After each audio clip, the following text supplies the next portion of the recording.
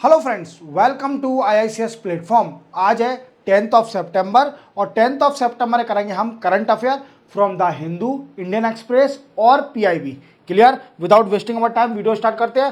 First news में आपको बताऊंगा India and USA agreement on semiconductor.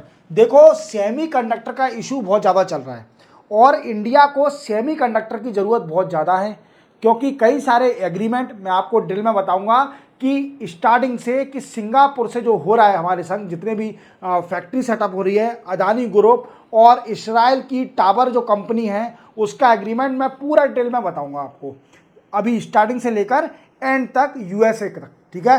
Then after semiconductor, then after natural farming. देखो दोस्तों, अब आपके मन में हमेशा डाउट रहता होगा कि what is the actual difference between natural farming and organic farming. कभी कभी तो आपको लगता होगा कि ये टर्मिनोलॉजी अलग है पर कंसेप्ट एक ही है। तो देखो, इसमें एक मेन डिफरेंस है, एक या दो डिफरेंस है, वो आप समझ लेना। नेचुरल फार्मिंग क्या है और इंडिया ने अभी जो हमारे एग्रीकल्चर मिनिस्टर हैं वो कितना इंसेंटिव देने वाले हैं किसानों को अगर वो नेचुरल फार्मिंग को एडॉप्ट करते हैं तो। क्लियर? अपन ये भी जानेंगे। Then after 54 GST council meeting. अब मैंने आपको बताया था कि 54 GST काउंसिल मीटिंग होने वाली है और इसकी मीटिंग हो चुकी है। अब हम जानेंगे कि कितना GST बढ़ा है, कितना GST कम हुआ है, इसके बारे में पूरा डिटेल में जानेंगे। Clear? Then after India UAE agreement. देखो, अभी UAE के क्राउन प्रिंस आए थे हमारे इंडिया में और इन्होंने कौन कौन से एग्रीमेंट साइन करे हैं वो हम सब जानेंगे। Clear? Then after AL31FE jet engine. ये मैं न्यूज़ आपको पहले ही बता चुका हूँ, बट मेरे नए सब्सक्राइबर के लिए मैं दोबारा ये रिपीट कर रहा हूँ। ये जेट इंजन जो हिंदुस्तान एरोनॉटिक लिमिटेड बनाने वाली है, 240 जेट इंजन बनाने हैं फॉर सुकोई 30 MK1 के लिए। क्लियर? तो चलते हैं, अपन वीडियो स्टार्ट करते हैं। फर्स्ट न्यूज़ है USA इंडिया ऑन सेमीकंडक्टर। देखो दोस्तों, पहले तो अपन समझते हैं स्टार्टिंग से। हमारे मोदी साहब सिंगापुर गए थे। कहाँ गए थे? सिंगापुर गए थे। सिंगापुर में क्या हुआ, इन्होंने एक कॉपरेशन एग्रीमेंट साइन किया, कॉपरेशन ऑन सेमीकंडक्टर। क्लियर? और मैंने आपको कुछ टाइम पहले यह भी बताया था कि एक कंपनी है जिसका नाम है कीनिस सेमीकॉन। क्या नाम है दोस्तों? कीनिस सेमीकॉन एक कंपनी है और ये क्या कर रही है दोस्तों, ये एक फैक्ट्री सेटअप करने वाली है। फैक्ट्री सेटअप करने वाली है कहां पर? गुजरात के अंदर। गुजरात के अंदर, जो कि सेमीकंडक्टर चिप बनाएगी। क्या बनाएगी? सेमीकंडक्टर चिप बनाएगी, सेमीकंडक्टर चिप। और ये पर डे का वी कैन से 60 लाख चिप का प्रोडक्शन करेगी पर डे। क्लियर? और मैंने आपको यह भी बताया था कि अभी दो कंपनी के बीच में एक एग्रीमेंट हुआ है। एक कंपनी है इजराइल की और दूसरी कंपनी है अदानी ग्रुप की। ठीक है? अदानी साहब की, गौतम अदानी साहब की एक कंपनी है। क्लियर? कौन कौन सी? एक है Israel tower and second company है अदानी ग्रुप, गौतम अदानी की कंपनी। ये एक $10 बिलियन का, वी कैन से $10 बिलियन का एक फैक्ट्री सेटअप करने वाले हैं महाराष्ट्र के अंदर ऑन सेमीकंडक्टर। क्लियर? और महाराष्ट्र गवर्नमेंट ने इसके लिए एक अप्रूवल भी दे दिया है इस कंपनी को, बट सेंट्रल गवर्नमेंट ने अभी अप्रूवल नहीं दिया है। सेंट्रल गवर्नमेंट का अप्रूवल बहुत जरूरी है, क्योंकि सेंट्रल गवर्नमेंट का अप्रूवल मिलेगा तो ही इस कंपनी को सब्सिडीज मिलेगी। क्लियर? फिर मैंने आपको यह भी बताया था कि एक हमारे यहां पर स्कीम चल रही है, डिजाइन इंसेंटिव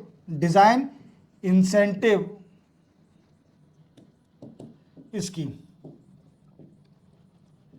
क्या है इसमें? डिजाइन इंसेंटिव स्कीम जो है, इसके अंदर क्या है कि कोई भी आईसी बनाने के लिए, इंटीग्रेटेड सर्किट बनाने के लिए, आईसी चिप बनाने के लिए, उसमें गवर्नमेंट सब्सिडीज देगी। जितना ज्यादा प्रोडक्शन होगा उतनी सब्सिडीज देगी। क्लियर? अब क्या हुआ दोस्तों कि एक और बात याद रखना, क्या हुआ था कि कहानी अभी देखो शुरू स्टार्टिंग, हम कहां से सेमीकंडक्टर के प्रोडक्ट सेमीकंडक्टर के प्रोडक्ट हम मोस्टली ताइवान, साउथ कोरिया और यूएसए से इंपोर्ट करते हैं। क्लियर, इंपोर्ट करते हैं। बट कुछ टाइम पहले क्या हो गया था, मैंने ये भी बताया था कि साउथ चाइना सी पर इशू हो गया था।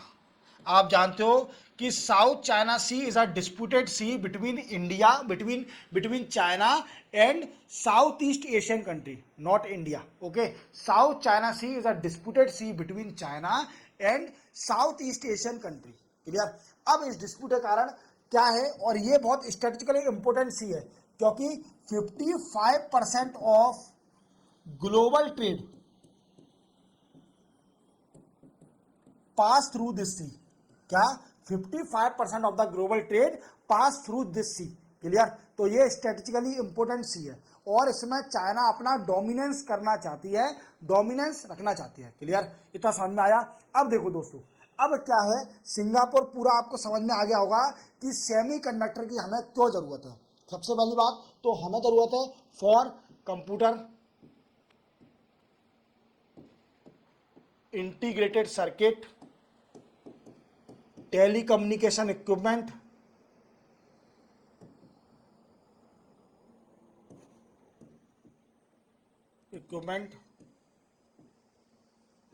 सोलर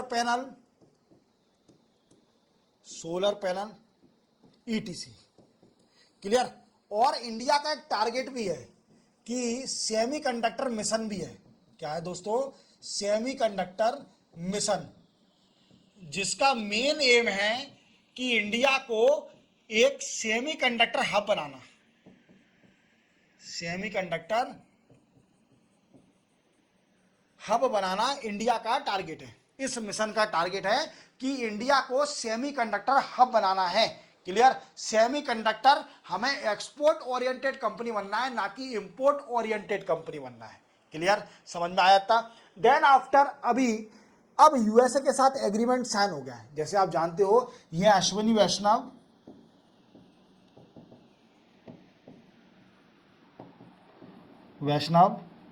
क्या है? ये है मिनिस्टर ऑफ इलेक्ट्रॉनिक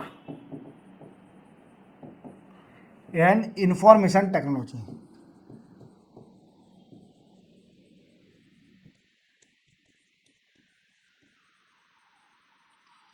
अब ये एग्रीमेंट क्या है? तो इंडिया और यूएस ने सेमीकंडक्टर एग्रीमेंट साइन किया है। इस एग्रीमेंट में दोस्तों क्या होगा, इस एग्रीमेंट में यूएसए क्या है? हब है। यूएसए क्या है? सेमीकंडक्टर का हब है, सेमीकंडक्टर हब। तो वहां से टेक्नोलॉजी इंडिया में लानी पड़ेगी। टेक्नोलॉजी लाने के लिए एग्रीमेंट साइन हुआ है टू एसेस, ये क्या, यूएसए की कंपनी, एसेस manufacturing unit of semiconductor unit of semiconductor, then after workforce, infrastructure requirement,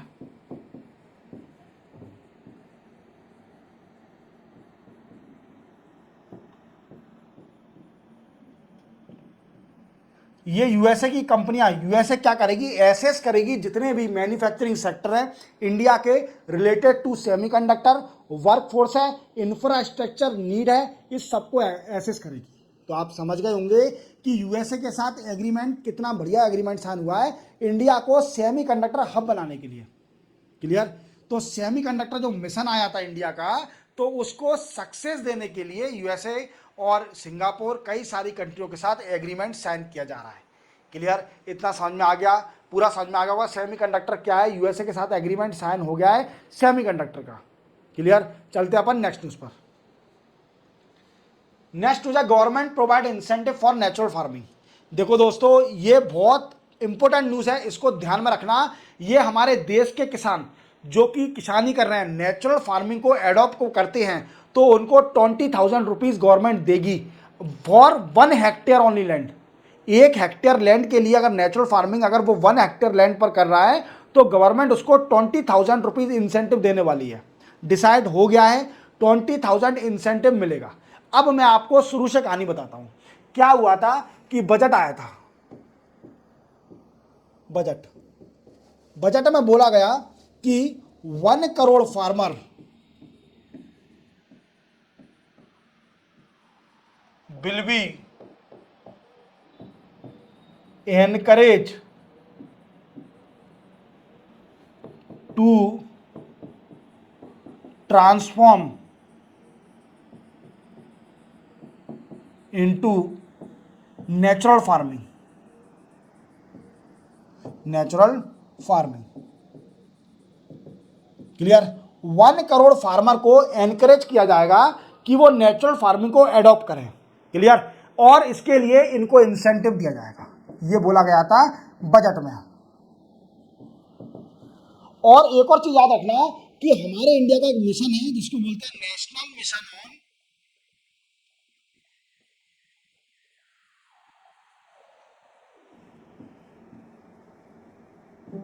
natural farming. National mission on natural farming, ये हमारा मिशन है। इसका मेन एम क्या है? एम इसका है to to transform the 7.5 lakh hectare land transform into natural farming. Transform into natural farming, ये इसका टारगेट है, क्लियर। इसका एम है, main motive, national mission of natural farming, clear. इतना समझ में आ गया। अब गवर्नमेंट ने क्या डिसाइड किया है ये अपन समझते हैं। देखो, गवर्नमेंट ने डिसाइड किया है to provide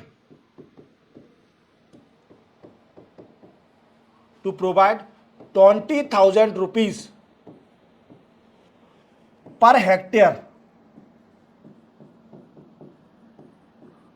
to farmers adopting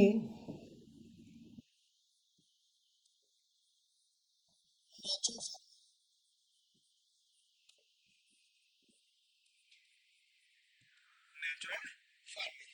20,000 rupees per hectare किसान को देगी गवर्नमेंट, और डायरेक्ट उनके अकाउंट में जाएगा अगर वो नेचुरल फार्मिंग को एडॉप्ट करते हैं तो, क्लियर। इतना समझ में आ गया। तो 20,000 रुपए अब मिलने वाले हैं किसानों को उनके डायरेक्ट पर ईयर, अगर और नेचुरल फार्मिंग को वो एडॉप्ट करते हैं पर हेक्टेयर के हिसाब से। अगर ज्यादा हेक्टेयर होगा तो 40 मिल जाएंगे। तो नेचुरल फार्मिंग को एडॉप्ट करने के लिए गवर्नमेंट कितने सारे एफर्ट लगा रही है।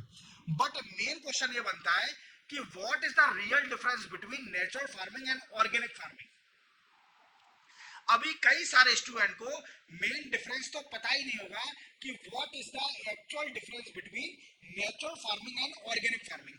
तो मैं आपको क्लियर कर देता हूं, इतनी इसी तरीके समझ में आएगा आपको कि डिफरेंस क्या है बिटवीन ऑर्गेनिक फार्मिंग और नेचुरल फार्मिंग। देखो, ऑर्गेनिक फार्मिंग तो सभी जानते हैं कि विदाउट यूजिंग पेस्टिसाइड, वीडिसाइड, और ये बिना यूज करे जब हम खेती करते हैं और मैन्योर का यूज करते हैं तो उसको बोलते हैं organic farming, clear. But natural farming क्या होता है?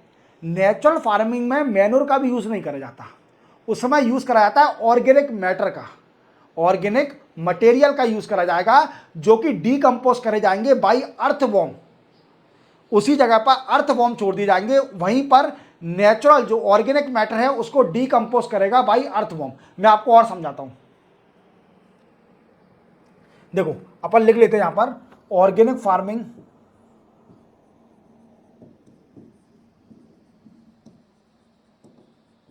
यह है नेचुरल फार्मिंग। नेचुरल फार्मिंग, देखो इसका ऑर्गेनिक फार्मिंग का मतलब होता है it means grow crop without using pesticide, fertiliser, chemical fertiliser, ETC, clear. इसको बोलते हैं ऑर्गेनिक फार्मिंग। इसमें क्या है? Without using chemical fertiliser as well as manure, that is called a natural farming, clear. इसमें ऑर्गेनिक फार्मिंग में tilling, plugging allowed है। Clear?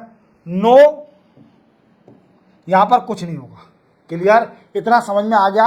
अब क्या है दोस्तों कि आप जानते हो कि इसमें मैन्योर का यूज करा जाता है, इसमें मैन्योर का यूज करा जाएगा, जो कि कैटल का मींस गोबर होता है, उसको कई सारा कलेक्ट करके रख लिया जाता है कहीं पे, देन आफ्टर इसको हम यूज करते हैं एज अ मैन्योर। ठीक है, वर्मी कंपोस्ट भी बोलते हैं अपन, मैन्योर भी बोलते हैं। ठीक है, बट इसमें ऐसा नहीं होता। नेचुरल फार्मिंग में क्या होगा, सिंपल जो अर्थ फॉर्म है ये डीकंपोज करेंगे ऑर्गेनिक मैटर को, डीकंपोज ऑर्गेनिक मैटर मीन्स हमें सिर्फ ओनली कुछ नहीं करना, ऑर्गेनिक मैटर जो प्लांट और कैटल के ऑर्गेनिक मैटर है वो ऑलरेडी नेचर के द्वारा, अर्थ फॉर्म के द्वारा डीकंपोज किए जाएंगे। क्लियर? तो इसकी कॉस्ट हाई है, we can say organic farming की कॉस्ट हाई है और नेचुरल फार्मिंग की कॉस्ट लो है। क्या है? नेचुरल फार्मिंग की कॉस्ट लो है। तो आप पूरी तरह समझ गए होंगे कि what is the real difference between organic farming and natural farming. इतना समझ में आ गया। और गवर्नमेंट क्या देने जा रही है, 20,000 रुपीज देने जा रही है किसान को per hectare if farmer adopt the natural farming. क्या दोस्तों? Farmer adopt the natural farming. इतना समझ में आ गया। तो आप लिखे आओगे कि what is the difference between organic farming and national mission on natural farming. Clear? चलते अपन नेक्स्ट उस पर। नेक्स्ट है 54th जीएसटी काउंसिल। देखो मैंने आपको कुछ टाइम पहले एक न्यूज़ बताई थी कि हमारे जो ट्रांसपोर्ट मिनिस्टर हैं नितिन गडकरी साहब, ये नासिक या नागपुर में गए थे, कहीं गए थे, नासिक या नागपुर, मैं कंफ्यूज हो रहा हूँ। क्लियर? वहाँ पर इनसे रिक्वेस्ट करी गई कि जो लाइफ इंश्योरेंस है, हेल्थ और life insurance, health and life insurance, इसको, इसका जीएसटी है वो रिड्यूस किया जाए। क्या करा जाए? रिड्यूस किया जाए, जो कि अभी एट प्रेजेंट 18% है। कितना है? 18%। और नितिन गडकरी साहब ने इस चीज को किससे बोला? हमारे जो फाइनेंस मिनिस्टर मैम है निर्मला सीतारमण। क्लियर? इनसे बोला गया।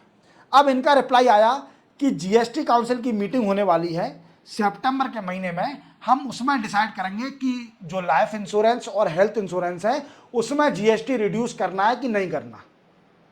अब मीटिंग हुई, मीटिंग में रिड्यूस करना है, पर इन्होंने इसको होल्ड पर डाल दिया और एक ग्रुप ऑफ मिनिस्टर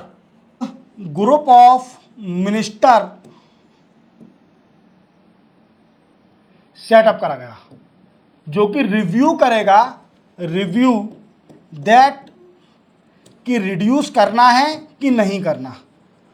और ये अक्टूबर, एंड ऑफ अक्टूबर में रिपोर्ट भी देगा, एंड ऑफ अक्टूबर में रिपोर्ट देगा किसको?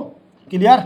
और देन आफ्टर नवंबर में जो जीएसटी काउंसिल अगेन मीटिंग होगी उसमें डिसाइड किया जाएगा कि रिड्यूस करना है as per the report of group of minister. Clear? ये प्रॉब्लम सॉल्व कर दी हेल्थ एंड लाइफ इंश्योरेंस की, जो कि अभी एट प्रेजेंट 18% है। इतना समझ में आ गया? इतना समझ में आ गया। अब हम समझेंगे किस किस में जीएसटी रिड्यूस हुई है और जीएसटी किस में बढ़ी है। क्लियर? सबसे पहले है कैंसर ड्रग्स। 3 कैंसर ड्रग्स है, 3 कैंसर ड्रग्स, उसमें जीएसटी रिड्यूस कर दिया। उसका कर दिया, पहले था 18%, सॉरी 18 नहीं था, 12% था, 12 to 5% कर दिया। कितना कर दिया दोस्तों? 12% to 5%। कितना है? 3 कैंसर के ड्रग्स हैं उसमें टैक्स लग रहा था जीएसटी 12%, उसको कर दिया 5%। क्लियर? ये 12% जो स्लेब है इसको चेंज करके 5% स्लेब में ले आया उसको। तो क्या होगा उससे कि जो 3 ड्रग्स है कैंसर के जो मेन इफेक्टिव हो रहे हैं इंडिया में, वो उसकी प्राइस रिड्यूस हो जाएगी। क्या हो जाएगी? उसकी प्राइस रिड्यूस हो जाएगी।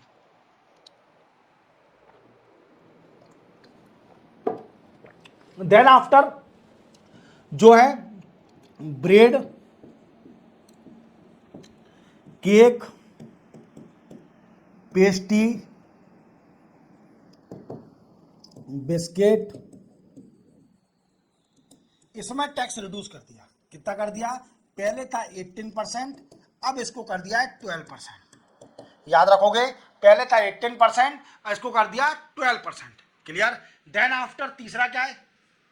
तीसरा टैक्स बढ़ा दिया, जो कि कार के सीट कवर आते हैं, कार के सीट कवर आते हैं, उसमें पहले 18% टैक्स लगता था, अब उसको कर दिया 28%। कितना कर दिया है? 28% कर दिया है। तो आप समझ गए होंगे कितना कर दिया है? 28%। देन और कौन से डिसीजन लिए गए? देखो, एक और डिसीजन लिया गया कि impose 5% GST on travelling passenger, travelling passenger by helicopter in seat sharing. Clear? Then after और क्या लिया डिसीजन? और उसमें 18% टैक्स और GST on helicopter charter.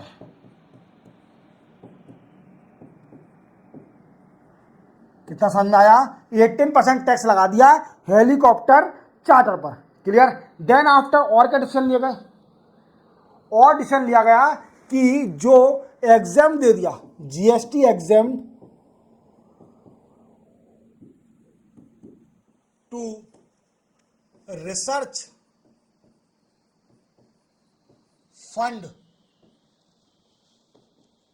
To state universities and state universities. देखो, जो सेंट्रल गवर्नमेंट फंड देती है, रिसर्च फंड देती है टू स्टेट यूनिवर्सिटी और सेंट्रल यूनिवर्सिटी को, उसमें जीएसटी फ्री करती है। क्लियर? इतना समझ में आया? और नेक्स्ट डिसीजन क्या लिया गया है कि एक कमेटी सेटअप करी गई है under headed by additional secretary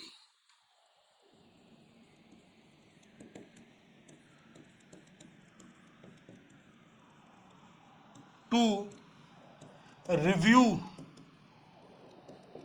the sharing of IGST means integrated GST के ऊपर डिसीजन भी लिया गया। देन आफ्टर ये रिपोर्ट सबमिट करेंगे, देन आफ्टर डिसाइड करा जाएगा कि शेयरिंग कैसे करी जाएगी इंटीग्रेटेड जीएसटी की। तो इतना आपको समझ में आ गया। चलते अपन नेक्स्ट उस पर। नेक्स्ट है इंडिया और यूएई एग्रीमेंट। देखो दोस्तों, मैंने आपको कल भी बताया था कि यूएई के क्राउन प्रिंस अपने इंडिया में आए हुए हैं, और ये क्राउन प्रिंस का नाम क्या है? पूरा नाम तो मुझे भी मतलब बहुत डिफिकल्ट है नाम याद करना। ये इंडिया की तरह शॉर्ट नेम क्यों नहीं रखते हैं? जैसे इंडिया में शॉर्ट नेम होता है, वैसे ही यूएई के लोगों को भी शॉर्ट नेम रखना चाहिए। ठीक है? पर मैं बता देता हूं, खालिद बिन मोहम्मद शॉर्ट नेम है, शॉर्ट में बता रहा हूं। क्लियर? पर मेरे को एक बात समझ में नहीं आती, आप बताइए कमेंट सेक्शन में, कि ये इतने बड़े बड़े नाम रखते हैं तो इनके पेरेंट्स इनको बुलाते कैसे होंगे? या शॉर्ट बोलते हैं तो हम भी शॉर्ट ही बोलते हैं, खालिद बिन मोहम्मद। क्लियर? ये आए हुए हैं क्राउन प्रिंस यूएई के, और इन्होंने कई सारे एग्रीमेंट साइन किया इंडिया के साथ। अब सबसे पहला एग्रीमेंट साइन किया है शेयरिंग ऑफ एलएनजी। क्या? एलएनजी, लिक्विड नेचुरल गैस, उसके लिए between Abu Dhabi national oil corporation limited. Clear? जिसको अपन शॉर्ट में बोलते हैं ADNOC। Clear? And Indian oil corporation limited, Indian oil corporation limited. Clear? IOC। और एक और एग्रीमेंट साइन हुआ है, एक और कंपनी है, ये ADNOC के बीच में and India strategic petroleum research limited. Clear, याद रखोगे ये एग्रीमेंट साइन हुए एलएनजी शेयरिंग के लिए। देन आफ्टर दूसरा एग्रीमेंट क्या साइन हुआ है? दूसरा एग्रीमेंट दोस्तों साइन हुआ है जो कि emirate nuclear energy limited company है, और हमारी जो कि nuclear power corporation of India,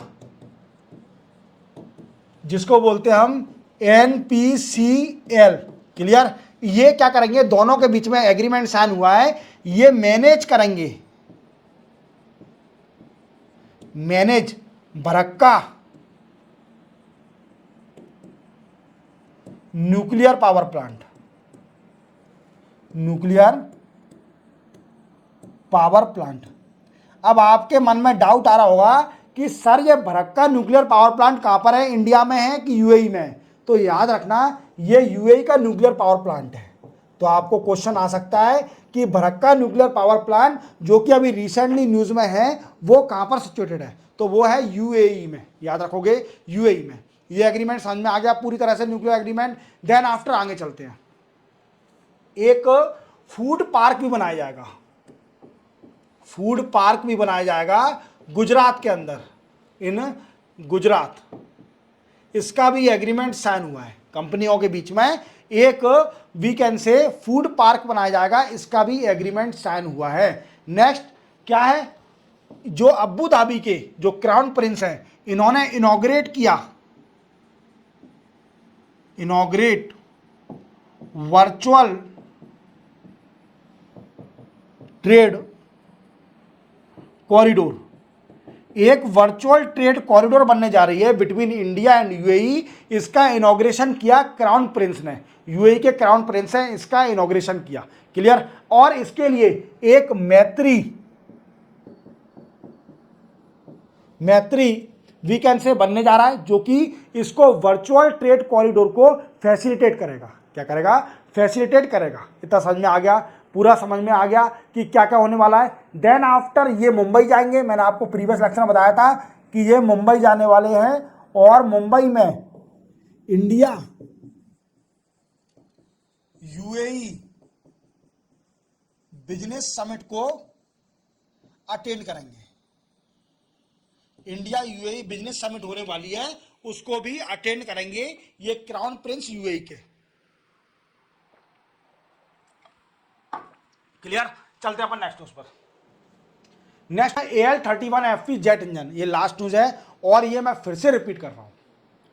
clear, ये फिर से रिपीट कर रहा हूं, मैं न्यूज ये बता चुका हूं, मेरे नए सब्सक्राइबर के लिए मैं फिर से इसको रिपीट कर रहा हूं। अब ये न्यूज क्या है? तो दोस्तों सेंट्रल गवर्नमेंट ने 26,000 करोड़ का एक ऑर्डर दिया है टू हल कंपनी। ये वो हल्क नहीं है जो एवेंजर में आता है, ये हल कंपनी है जिसका फुल फॉर्म है Hindustan aeronautic limited. Clear, Hindustan aeronautic limited जिसका नाम है, ये कंपनी है। इसको एक ऑर्डर दिया है क्या? 240 AL31FP जेट इंजन बनाने का। क्या बनाने का? AL31FP 240 जेट इंजन बनाने का। देखो ये जेट इंजन है। अब ये जेट इंजन यूज क्या में करा जाएगा? तो ये यूज करा जाएगा सुखोई 30 MK1 में। किसमें? और ये क्या है? सुखोई 30 अभी इंडिया के पास 260 है, कितने? 260 है, और इसको बैकबोन माना जाता है, backbone of Indian air force, Indian air force. Clear, तो ये इंजन बनाएगी और इसमें यूज करा जाएगा। हमको कॉन्ट्रैक्ट मिला है 26,000 करोड़ रुपीस का हिंदुस्तान एरोनॉटिक लिमिटेड। और इस इंजन में AL31FP इंजन का नाम है, याद रखना। और सुखोई 30 MK1 में इसको यूज करा जाएगा। क्लियर। इसी के साथ 10th ऑफ सितंबर के करंट अफेयर कंप्लीट होते हैं। चैनल को सब्सक्राइब और बेल आइकन प्रेस करना ना भूलना। मिलते हैं हम कल 11th ऑफ सितंबर को नए करंट अफेयर के साथ। तब तक के लिए जय हिंद।